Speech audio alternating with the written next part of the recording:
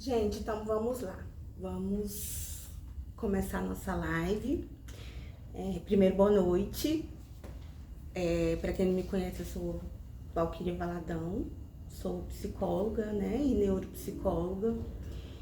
E eu atendo criança desde 2 anos de idade, fechando o diagnóstico de transtorno do neurodesenvolvimento. E quando a gente fala em transtorno do neurodesenvolvimento, eu percebo que tem uma desinformação muito grande. As pessoas não têm informação a respeito dos transtornos.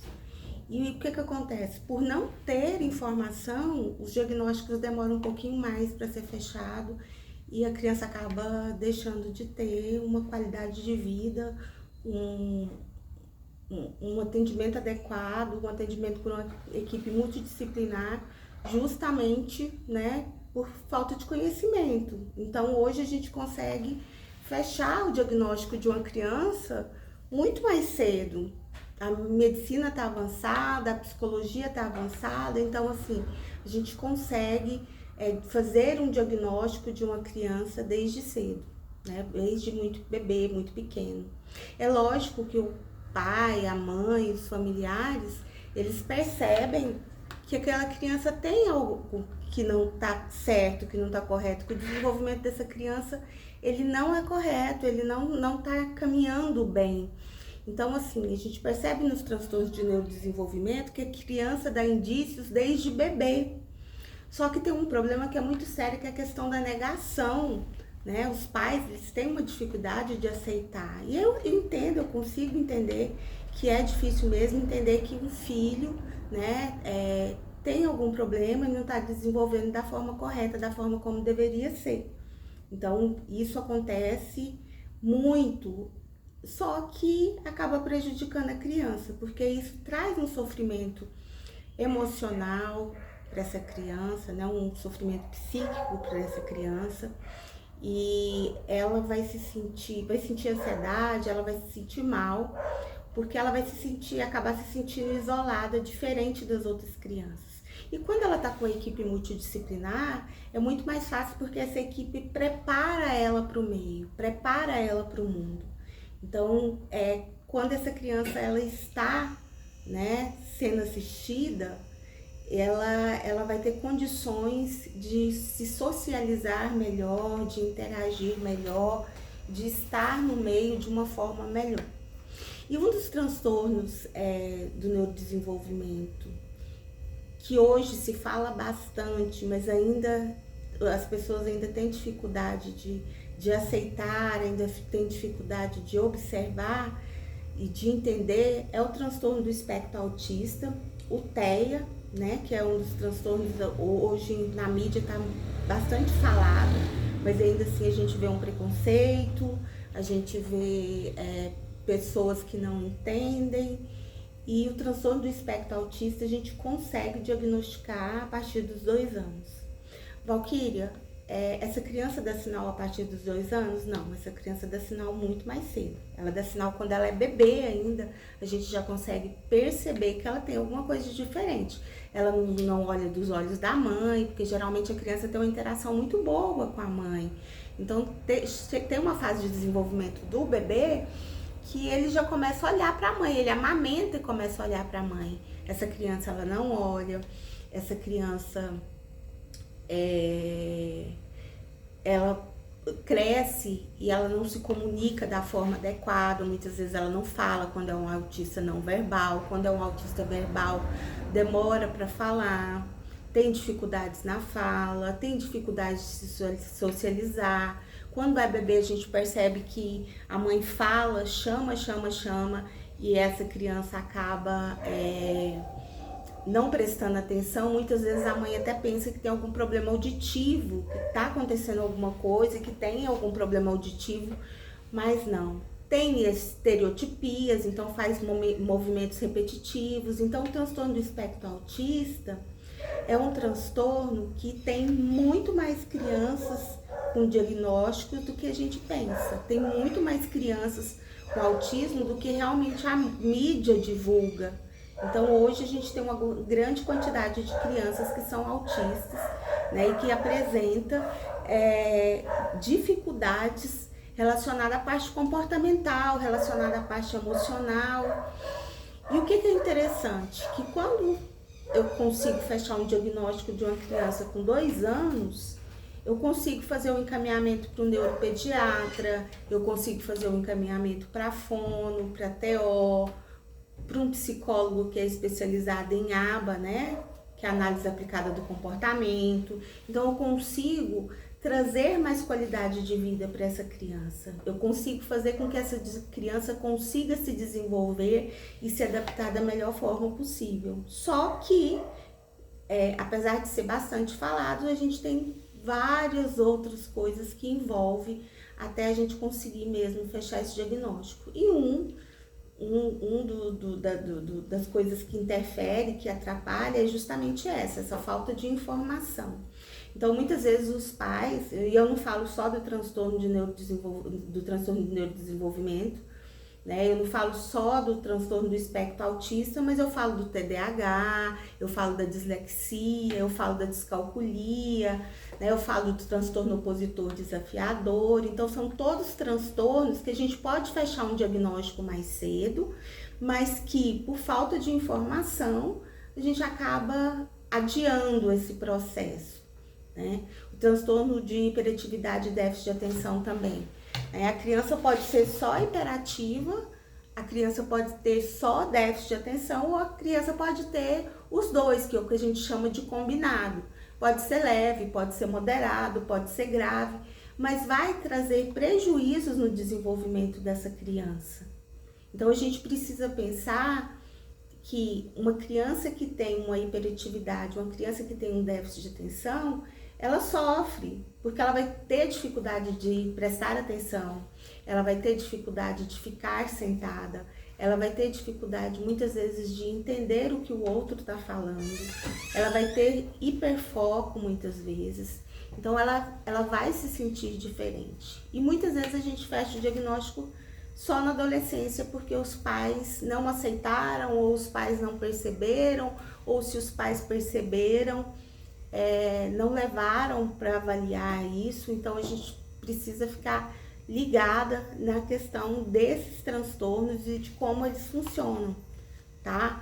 O TDAH, por exemplo, a gente já fecha o diagnóstico a partir dos 6 anos de idade, 5, 6 anos de idade, quando começa o período escolar, né? O pré-escolar, o escolar.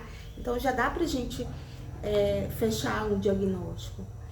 E, gente, por que eu falo tanto de transtorno do neurodesenvolvimento e por que eu falo tanto de criança?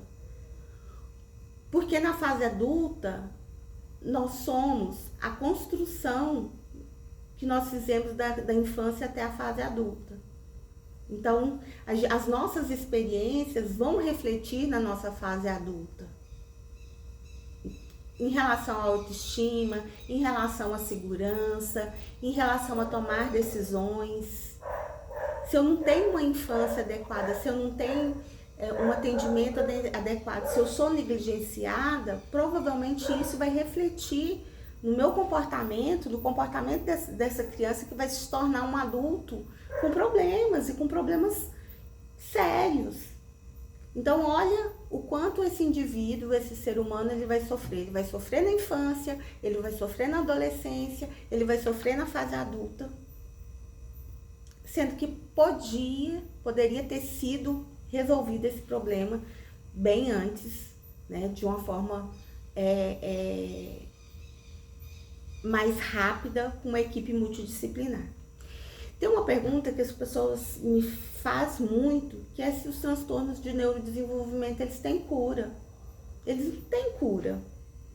Um TDAH não vai deixar de ser TDAH. Uma criança hiperativa, com déficit de atenção, uma criança com dislexia, ela não vai deixar de ter dislexia, ela não vai deixar de ter descalculia, ela não vai deixar de ser hiperativo, de ter déficit de atenção, de ter transtorno do espectro autista, mas ela vai ter um tratamento adequado que vai fazer com que ela se adapte ao meio e que ela possa ter um desenvolvimento muito melhor, que ela possa fazer tudo que nós fazemos. Então, pensar nisso é pensar no futuro. É pensar no seu filho, em como ele vai estar no futuro. É pensar no seu primo, em como ele vai estar no futuro. É pensar na criança, em como ela vai estar no futuro. Então, quando a gente pensa em transtorno do neurodesenvolvimento, a gente pensa nesse sentido, de levar qualidade, né? De levar a qualidade dessa criança receber o tratamento adequado, em vez de ser negligenciada, em vez de não ser bem assistida, tá? O que é interessante também a gente está falando, né? Eu falei do transtorno do espectro autista, falei que tem problemas relacionados à comunicação, à socialização, que tem estereotipias, movimentos repetitivos, que muitas vezes essa criança ela vive no mundo dela, mas existe outros transtornos. Falei do TDAH, que é um transtorno que várias crianças têm, né?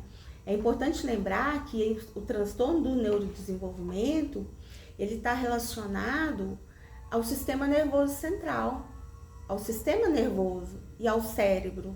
Então, é uma condição neurológica, uma condição neurobiológica que vai interferir no desenvolvimento dessa criança, que vai estar dando interferência no desenvolvimento dessa criança. E aí ela vai crescer com alguns comportamentos e com a questão emocional diferente. E por isso ela precisa ser assistida, tá? Um outro transtorno, gente, que também faz parte do transtorno do desenvolvimento, do neurodesenvolvimento, do desenvolvimento. Tem gente que fala desenvolvimento, tem gente que fala neurodesenvolvimento, mas tudo engloba esses transtornos na infância, tá? Eu falo na infância porque eles começam a aparecer, os comportamentos diferentes, na infância. Eu falo deles, mas tem outros transtornos também, como a descalculia, que é a dificuldade em matemática, a dislexia, que é a dificuldade na leitura, na escrita, né, que faz parte dos problemas de aprendizagem. A gente tem o transtorno opositor desafiador, que é um transtorno também, e muito frequente, por sinal, né? A criança ela é uma criança mais agressiva, ela é uma criança rebelde, ela tem esse comportamento não só em casa, mas na escola, ela desafia, ela não lida bem com as regras. Então, tudo isso faz parte do transtorno opositor desafiador. O que é importante pensar em relação a esses transtornos? Descalculia, dislexia, transtorno do espectro autista, TDAH, é que tem como tratar, né? Que tem como resolver, né? Tem como dar assistência. E aí vai depender muito mesmo dos pais. Não é que eu tô culpando os pais, eu até brinco e falo assim, não existe receita de bolo, né? Você sai com seu filho da maternidade e eles não colocam uma receita na roupinha dele ou te entregam uma receita falando, tem que ser assim, assim, assado. Você aprende a ser pai, você aprende a ser mãe. E não tem pessoas que pode falar com mais propriedade do que o pai e a mãe sobre aquela criança, porque eles estão frequentemente com essa criança. Então eles sabem se estão com fome, se estão com xixi, se está sentindo alguma dorzinha. A gente aprende com o choro da criança a perceber o que ela tem. E é por isso que eu falo que a gente precisa ficar atenta também a essas questões que muitas vezes a gente deixa passar e isso vai causar um prejuízo enorme na criança. Um prejuízo muito grande nessa criança. Uma outra coisa importante, gente, é em relação a medicamento. As pessoas me perguntam sobre medicamento em relação aos transtornos. Necessariamente, a criança ela não tem que tomar medicamento quando não tem uma comorbidade, quando não tem necessidade. Às vezes a criança ela vai fazer tratamento só com fono, ela vai fazer tratamento com neuropediatra também, com neuropsicólogo, mas ela não é agressiva, por exemplo. Ela não se machuca, ela não machuca as outras pessoas, ela tem um bom sono. Então, nesse caso, não usa medicamento. A gente usa medicamento quando a criança tem um comportamento onde ela vai se machucar, onde ela tá deixando de comer, onde ela tá deixando de dormir, onde ela tá machucando outras pessoas, ela tem um comportamento mais agressivo. Caso contrário, não tem a necessidade de entrar com medicação, tá? Tá dormindo certinho, tá comendo certinho, não tá se machucando e não tá machucando o outro, geralmente a gente não entra com medicação. É lógico que quem vai ver se vai medicar ou não é o neuropediatra. E o que eu falo como comorbidade? Eu brinco que uma coisa nunca vem sozinha. Então vem, por exemplo, pode vir um transtorno do espectro autista e um TDAH junto. Pode vir um transtorno do espectro autista e um TOD junto. Da mesma coisa adulto, quando a gente fala dos transtornos adultos, vem uma depressão, mas vem um transtorno de ansiedade junto. Vem um transtorno bipolar e vem um outro transtorno junto. Então nunca vem sozinho, sempre vem com alguma outra coisa, né? E aí são essas comorbidades que às vezes nos mostra a necessidade de estar medicando, de estar fazendo tratamento com outros profissionais. O importante é lembrar que quem fecha diagnóstico de criança com transtorno do neurodesenvolvimento é o psicólogo especialista, né, em neuropsicologia. Então, é o neuropsicólogo e o neuropediatra. São eles que são responsáveis por fechar um diagnóstico dessa criança. Então, essa criança, ela precisa, num primeiro momento, passar por um neuropsicólogo. Ela vai fazer uma bateria de testes. A neuropsicóloga vai olhar a questão comportamental, a questão de atenção, de memória, as funções cognitivas e as funções executivas, comportamentais e emocionais. E aí vai dar um laudo, que é um laudo extenso. E eu sempre faço uma analogia, né? Imagina que você tá com alguma dor e você vai no médico. Tá com a dor na barriga e você vai no médico. A primeira coisa que o médico vai fazer é te passar exames. Ele não vai falar para você, olha, você tem isso. Ele vai te passar exames no primeiro momento. E aí depois, quando você levar os exames para ele, é que ele vai falar qual é o diagnóstico. A mesma coisa é o neuropsicólogo. Ele vai fazer exames, ou seja, ele vai avaliar através de testes, né, através de instrumentos. E aí ele vai fechar o diagnóstico depois que ele avaliar todos esses documentos, todos esses instrumentos, todos esses testes para dar um diagnóstico. Dando um diagnóstico, ele vai estar encaminhando para os profissionais no qual essa criança vai ter que ter atendimento. No caso, o fono, né? O neuropediatra, um terapeuta ocupacional, um psicólogo. Então, são vários profissionais que, né, precisa ficar à disposição dessa criança. Só, gente, que não é todo mundo que vai passar pelo fono, todo mundo vai passar. Cada criança, ela é única. Mesmo que, a Valquíria tem várias crianças com transtorno do espectro autista, mas ela é única.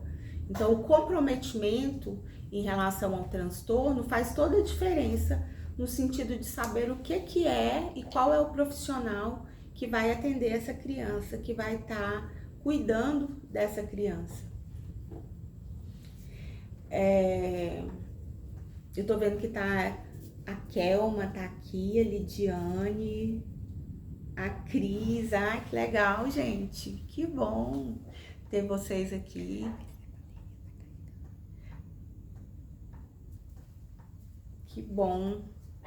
Então, como eu tava falando, além desses transtornos, né, transtorno opositor desafiador, o TEA, o TDAH, a gente tem O Tourette, não sei se vocês já ouviram falar. É quando a criança, ela tem, né, muita gente chama de tique, mas não é tique, na verdade ela tem algumas expressões no rosto, algumas expressões faciais, que ela faz alguns movimentos involuntários. Então ela não tem controle sobre aqueles movimentos. É também um problema neurológico e que aparece nessa criança muito cedo, né? Aparece na primeira infância, então a criança começa a ter alguns movimentos involuntários. Tem os transtornos, igual eu falei de transtorno de aprendizagem, que é a descalculia e a dislexia, né? Que estão relacionados a problemas de aprendizagem. Tem a síndrome de Tourette, tem o transtorno opositor desafiador e todos esses transtornos, eles vão precisar, né, de um olhar diferenciado.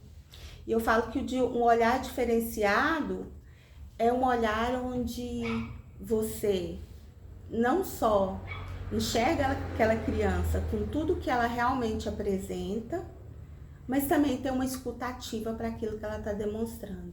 E ter uma escuta ativa não é só uma escuta verbal, né? Não é só quando a criança verbaliza algo. É quando ela também não consegue verbalizar, mas você consegue perceber através da expressão, né? Através da expressão corporal dela. Então, a nossa criança, ela fala muito. Gente, tem um transtorno aqui, que eu não sei se vocês já ouviram falar, mas é o transtorno de desenvolvimento da coordenação, tá? O transtorno de desenvolvimento da coordenação é uma dificuldade de coordenação motora, que vai limitar o desempenho e as atividades da criança. Por exemplo, ela vai ter dificuldade para agarrar uma bola, ela vai ter dificuldade para andar de bicicleta, para andar de patins, ela vai ter dificuldade para amarrar os sapatos, para escrever. Então, ela vai se comunicar, né? Ela vai começar a ter um desenvolvimento normal e aí, lá para os 2, 3 anos de idade, ela começa a apresentar uns comportamentos diferentes em relação à questão motora. Eu resolvi trazer esse transtorno porque poucas pessoas conhecem, mas ele existe, né? Poucas pessoas conhecem, mas ele é comum também. Então, é um transtorno que muitas vezes leva a criança, por ela não conseguir fazer determinadas coisas, leva a criança a ter uma depressão e ter uma ansiedade. Então, uma depressão profunda e uma ansiedade profunda, tá? Então, o termo TDC, ele é usado para se referir às dificuldades nas habilidades motoras. É um termo pouco conhecido, mas que é mais comum. Quem é que fecha o diagnóstico desse transtorno? Ele é feito com o médico, tá? O médico que vai fazer, porque esse médico ele vai fazer uma avaliação com testes padronizados para descobrir realmente se essa criança tem ou não esse transtorno. Como que é o tratamento desse transtorno? Depois do diagnóstico, é indicado o tratamento com terapeuta ocupacional para que ele possa ensinar algumas estratégias para a criança, tá? Olha que interessante. A gente tem mais transtornos do neurodesenvolvimento que a gente possa imaginar. Então, tem muita coisa aí que a gente nem conhece. Como eu falei da síndrome de Tourette, né? Que é aquela síndrome que a criança, as pessoas falam que são tiques, né? Mas não é tique, tá relacionada a movimentos involuntários do rosto. E quem fecha o diagnóstico também, esses dias eu recebi uma criança para fazer uma avaliação neuro. E a mãe estava achando que a criança tinha transtorno do espectro autista. E ela tinha síndrome de Tourette. A mãe achava que era transtorno do espectro autista, porque ela já tinha uma filha que tinha TEA, e ela falou, olha, eu percebo que ele tem algumas características que parecem com o transtorno do espectro autista. Mas na verdade a criança ela estava se isolando e ela estava tendo uns comportamentos que são bem parecidos com o transtorno do espectro autista, justamente por causa dessa questão facial, né? Então ela estava se sentindo excluída pelos amiguinhos, ela estava se sentindo excluída pela família, porque a família sem perceber faz gozação, fala: para menino, para de fazer isso, por que você está fazendo isso com a boca, por que você está fazendo isso com os olhos? Então pede para a criança parar e essa criança ela não tem controle. E a partir do momento que ela não tem controle e ela não consegue expressar, verbalizar aquilo que ela está sentindo, ela vai se afastando. Ela vai se afastando, ela vai deixando de fazer determinadas coisas, ela vai deixando de olhar nos olhos, a autoestima vai ficando baixa, vai dando uma insegurança. Então tudo isso acontece. Então a síndrome de Tourette é uma síndrome onde muitas vezes as pessoas são cruéis com as crianças, porque elas acham que a criança tem controle sobre aquilo que ela está fazendo, e a criança não tem. Uma coisa que é muito interessante sobre essa síndrome é que quanto mais ansiosa a criança fica, mais ela tem movimentos involuntários. Porque é o quê? Faz parte do quê? De uma condição neurológica. E tudo que envolve o cérebro, aliás, é o cérebro que tudo que tem aqui na nossa cabeça vai impactar no nosso comportamento. Então, tudo que eu tenho aqui, todas as gavetinhas que eu tenho aqui, todos os móveis que eu tenho aqui, se tiver algum estragado, vai impactar no meu comportamento. E acaba impactando no comportamento da criança. Então, quanto mais ansiosa a criança fica, mais ela tem esses movimentos involuntários, tá? Ela tem uma dificuldade enorme de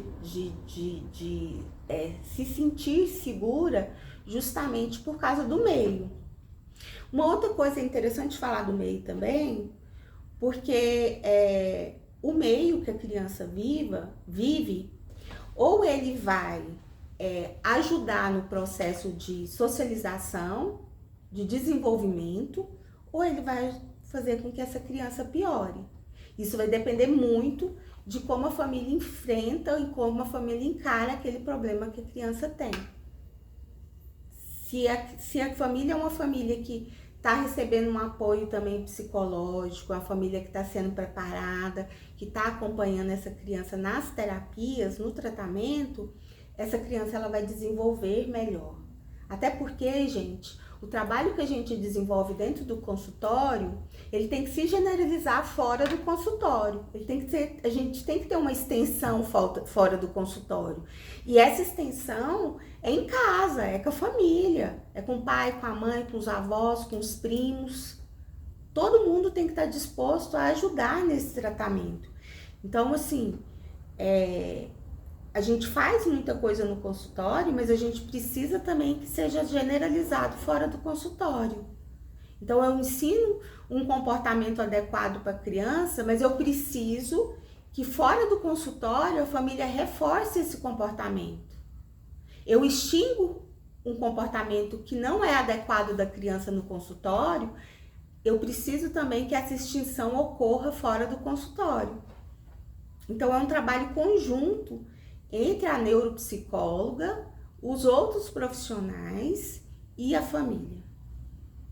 É extremamente importante. E essa família que muitas e muitas vezes não está preparada para ajudar, não está preparada. E todo transtorno, ele tem um grau. Então, tem o grau que ele é grave, tem o grau que é moderado e tem o grau leve. No caso do transtorno do espectro autista, tem o nível 1, o nível 2 e o nível 3, tá? Eu tô dando uma olhadinha aqui pra ver se eu falei de tudo, porque eu tenho muita coisa pra falar, tá?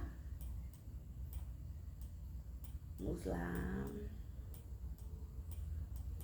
Deixa eu ver quem tá aqui. Ana Júlia, Elias, Marco. Gente, seja bem-vindo. Quem eu não falei, não tô não tô enxergando. Nós temos também, gente, dentro dos transtornos do neurodesenvolvimento, o transtorno específico de linguagem, que é um distúrbio da comunicação que interfere no desenvolvimento das habilidades da linguagem. Em crianças que não apresenta perda auditiva ou deficiência intelectual, mas ela vai ter dificuldade na comunicação, ela vai ter dificuldade na linguagem. Então vamos pensar uma criança de 2, 3 anos, né, que já consegue falar uma frase, que já consegue pedir algumas coisas. Essa criança que tem transtorno de linguagem, ela não consegue verbalizar aquilo que ela quer. Ela não consegue verbalizar e não está relacionada nem a problema auditivo e nem a problema nem deficiência intelectual, nem DI, tá? É um transtorno mesmo do neurodesenvolvimento, é um transtorno da comunicação.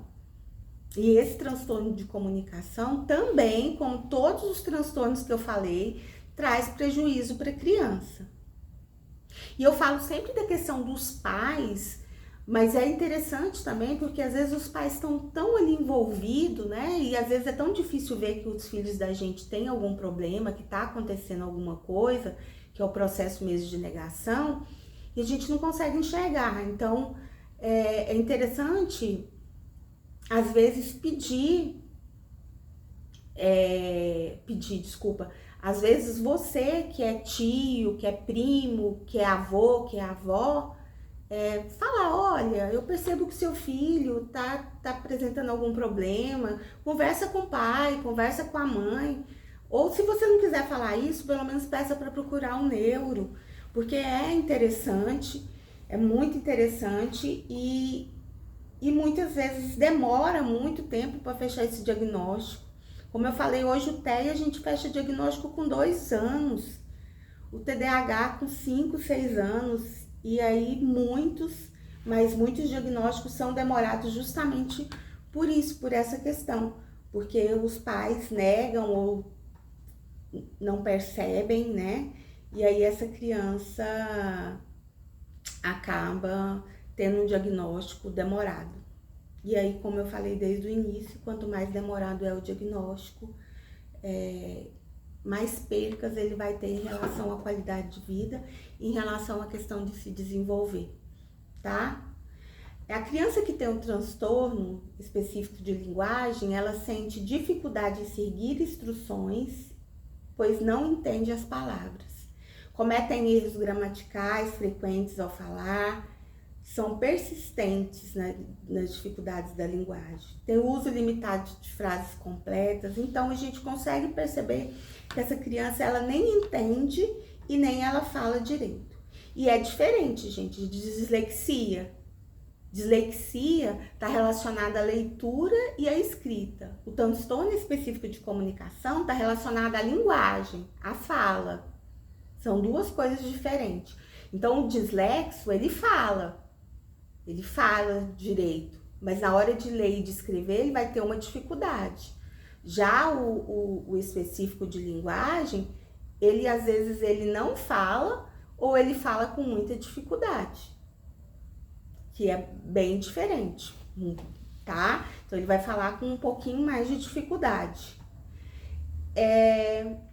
Nesse caso do transtorno específico de linguagem, precisa também de uma equipe multidisciplinar, precisa da fono, precisa da psicóloga, precisa do terapeuta ocupacional. Então, a criança que vem com transtorno do neurodesenvolvimento, ela nunca vai ficar só com um profissional, ela vai precisar de uma equipe multidisciplinar, uma equipe que vai ajudá-la no sentido de desenvolver mesmo, de aprender e de se adaptar ao meio, tá? Então, se adaptar em casa, se adaptar na escola, e tudo vai depender do quanto isso, né, do quanto do comportamento dela está prejudicado. A Bruna Vanielli, olha que legal.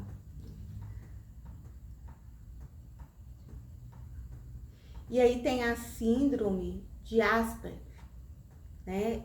Que é um transtorno neurobiológico Antigamente falava que está muito associado ao autismo, né? Falava que era o autismo, que provoca uma dificuldade de comunicação e interação social. Gente, olha a diferença. O autismo, ele tem mais critérios diagnósticos. Ele tem as estereotipias, ele tem a dificuldade de se socializar, ele tem a dificuldade de manter o contato visual, né? Ele tem mais características e mais critérios diagnósticos. O Asperger, não.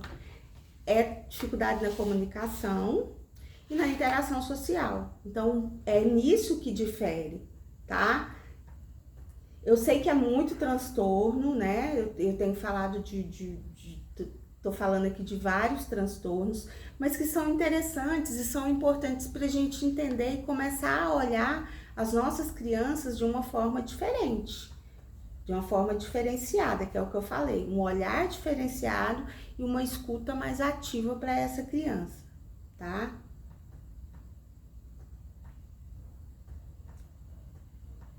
E aí, um que é extremamente importante e é pouco falado é o TDI, que é o transtorno desintegrativo da infância. Ele quase não é falado, também é um transtorno do neurodesenvolvimento. Essa criança ela tende a desenvolver normalmente nos primeiros 3 anos e depois ela começa a ter determinadas dificuldades relacionadas à parte comportamental. Então, a primeira indicação do TDI é quando os pais percebem um problema, né? Problemas relacionados à comunicação, ou seja, ela tinha uma comunicação normal e aí ela começa a ter uma comunicação diferente, ela passa a mudar a forma de se comunicar. E quem fecha o diagnóstico do TDI também é o médico, tá? Também é o médico. Então, assim, hoje a gente percebe a quantidade de doenças, de condições, na verdade, né? No caso, são condições neurológicas que interferem no comportamento, nas funções executivas, nas funções cognitivas, nas funções emocionais dessa criança e acaba impactando em todo o desenvolvimento dela. Outra coisa que me pergunta muito é sobre o TEA, né, o transtorno de espectro autista. Às vezes as pessoas falam, nossa, mas é tão pequenininho, bebê, como é que você vai fechar um diagnóstico? Gente, hoje nós estamos muito, muito, muito avançados. 2 anos, 2 anos e meio, tem o Protea-R, tem o SRS2, tem vários instrumentos que a gente vai poder estar utilizando para fechar um diagnóstico, né? Um laudo, com toda a avaliação, ele é grande, ele é extenso, porque a gente olha a criança não só no consultório, mas no contexto que ela vive também. Então, a gente avalia a criança não só no consultório, não só com essas ferramentas, a gente avalia o dia a dia dela, a gente avalia essa parte comportamental. Então, sim, a gente consegue fechar um diagnóstico mais cedo. Os outros transtornos, a mesma coisa, à medida que vai aparecendo esses comportamentos, que a gente fala que são comportamentos disfuncionais, à medida que isso vai aparecendo, a gente vai avaliando e vai verificando os critérios diagnósticos para determinado transtorno. Então, hoje é comum, é normal se fechar um diagnóstico mais cedo. O que não é normal é você não levar o seu filho, mesmo percebendo que ele tem alguma coisa que não tá correta, que não tá certo, tá?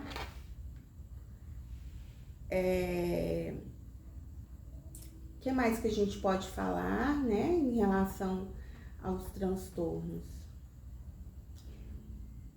Vamos ver. Alguém quer fazer alguma pergunta, gente?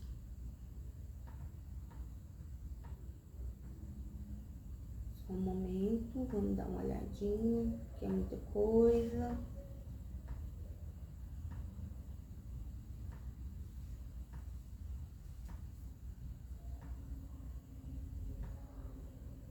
Vamos lá.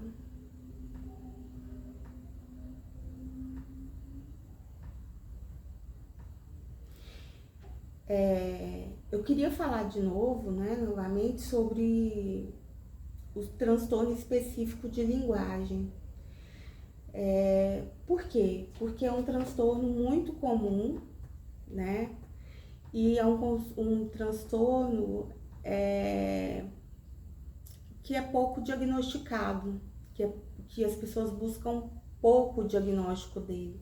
Então, esse transtorno, eles têm problemas relacionados aos sons da fala, inverte a ordem das palavras, fala difícil de compreender, vocabulário restrito, excitações parecidas com gagueiras. Então, vocês percebem que é um transtorno bem complicado mesmo, tá? Gente, tem muita criança que precisa de avaliação neuropsicológica, que precisa de atendimento de uma equipe multidisciplinar, mas que infelizmente não tem acesso também, né?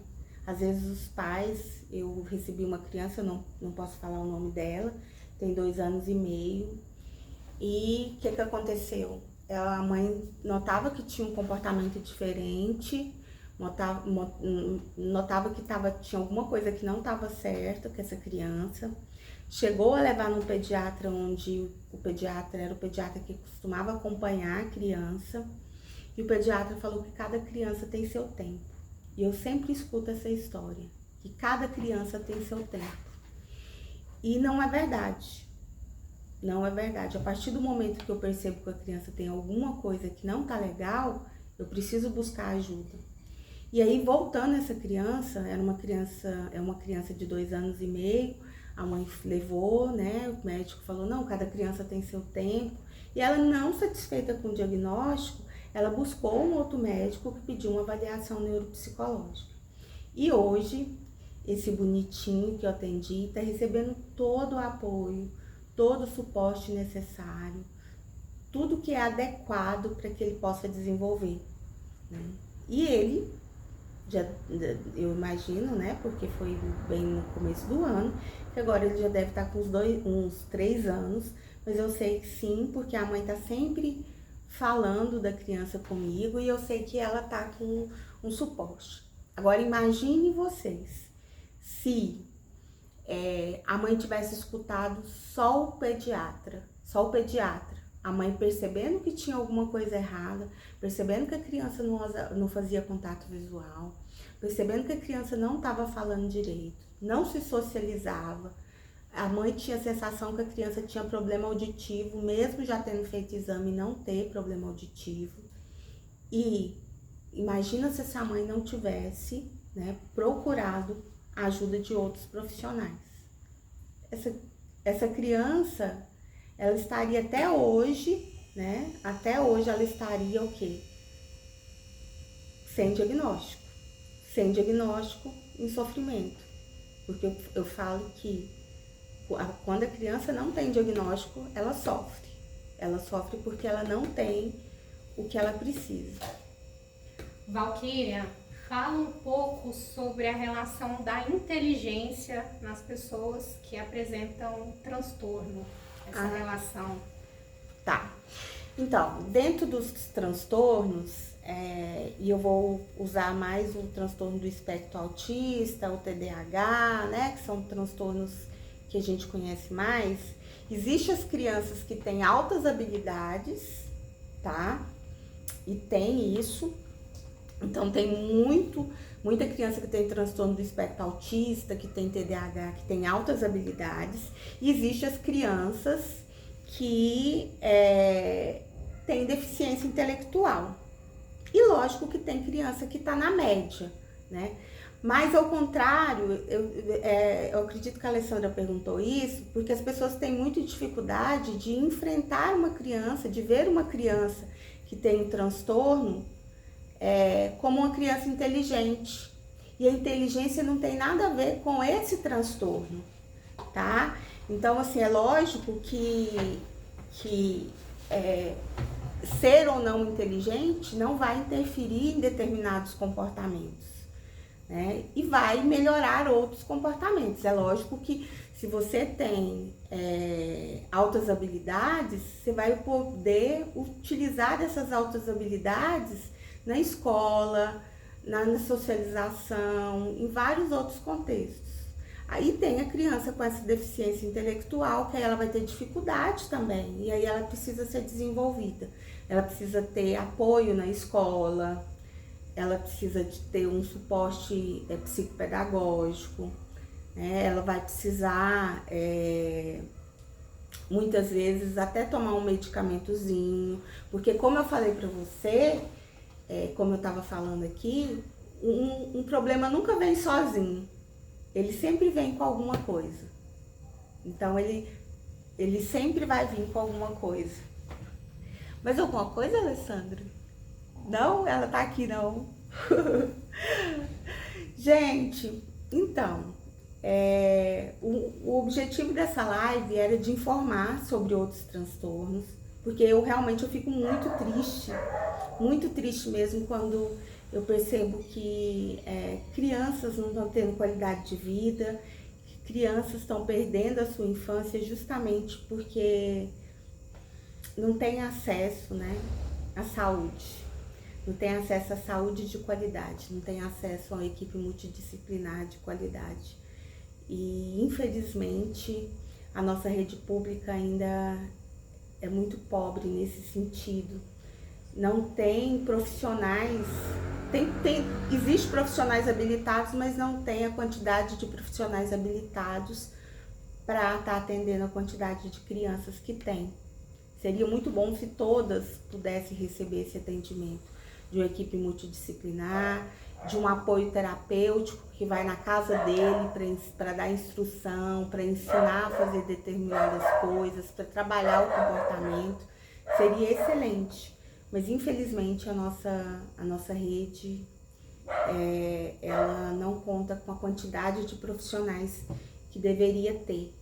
E isso é muito triste, assim, eu vejo muito triste. Eu acho que a minha causa é lutar nesse sentido, de que mais crianças possam ter o apoio psicológico, né, ter o apoio do fonoaudiólogo, de uma equipe multidisciplinar, um neuropediatra, pessoas que possam assistir elas de forma adequada. Então, eu acho que uma das minhas causas, né, e acredito que seja a causa maior, né, o meu propósito de vida é estar trabalhando dentro da psicologia. Todo mundo sabe isso, eu nunca menti para ninguém.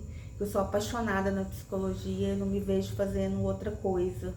Então, o meu propósito é a psicologia, é a neuropsicologia, e tudo que eu faço, eu tento fazer pensando nessa psicologia que eu amo tanto.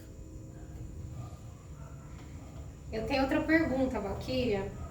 Todos esses transtornos você consegue detectar na sua avaliação neuro?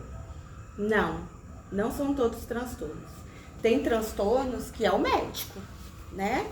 Agora, outros sim.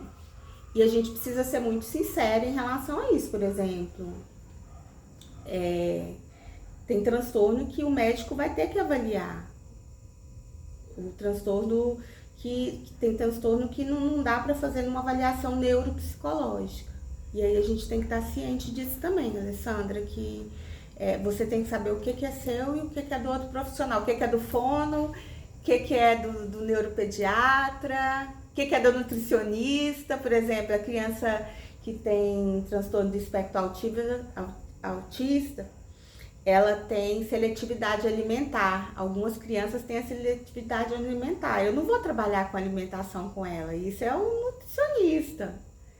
Tem problema na fala, quem vai trabalhar com a fala é o fono. Então é uma equipe multidisciplinar. Mas a maioria, eu ouso dizer, que é feito pelo neuropsicólogo. Gente, então tá acabando, né? A Vaniele falando, eu fiz, professora, Daniele, você fez... Deixa eu... Completa aí pra mim, por favor, que eu não vi.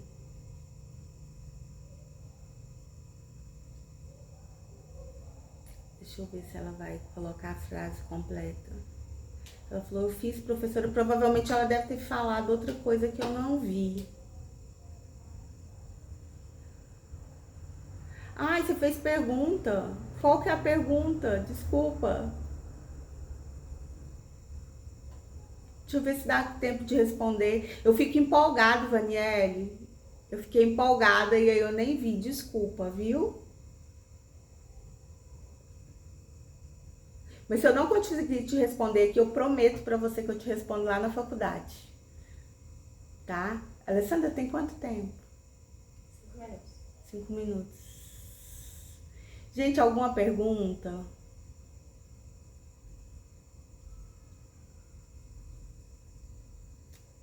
Vaniele?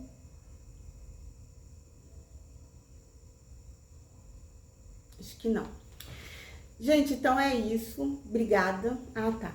Sobre o transtorno de linguagem, a gagueira está dentro dele e quais os critérios para ser considerado transtorno? Não, a gagueira não está dentro do transtorno de linguagem.